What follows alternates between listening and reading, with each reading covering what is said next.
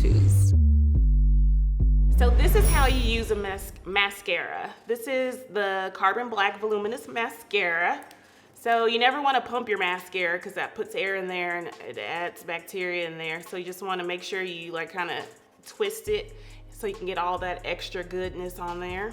I like to kind of wipe off a little bit of the excess that's at the end just so it doesn't become very messy.